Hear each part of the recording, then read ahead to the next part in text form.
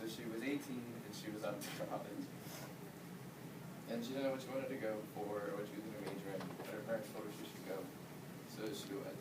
And when she got to campus about a week before classes started, everybody there seemed just as direct. Even her roommate said she was going to major in biology. And the night before they started placement tests for the freshmen,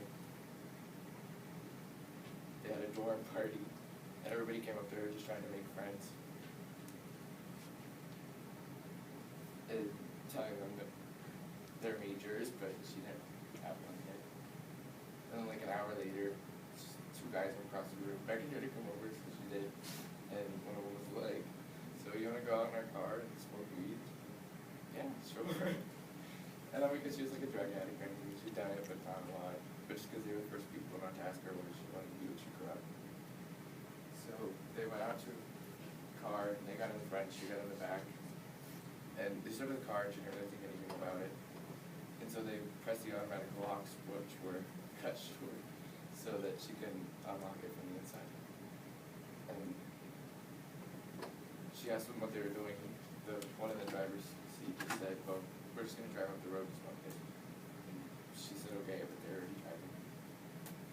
And after they were well past the road, she remembered that last year a student had been found out raped and murdered.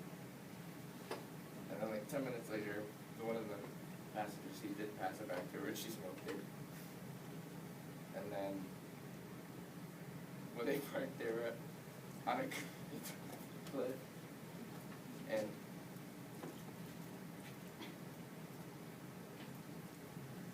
so they got out of the car and they opened the back and the guys got out 2 chairs, a blanket, and they both took guns. And she asked them what those were for, but they didn't say anything.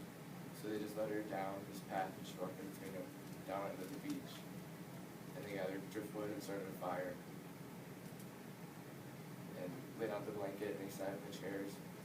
And she sat there on the blanket. And one of them said, "You know, we could kill you right now and nobody would know." And after she thought about it, her parents wouldn't know anything other than that she went to sing somewhere on the coast of California. And know that the party wouldn't know where she was going. So she just said, "You're right." She thought she saw a fire up the beach, but she knew it was too far to run. So she just stood up and ran into the water. And then like 5 minutes later, one of the guys followed her into the water, and then the other one did. And they just ran in and out of the water into the sand for a while. And then they went back and laid on the blanket and fell asleep. And then the next morning, they woke up and they drove her back to campus.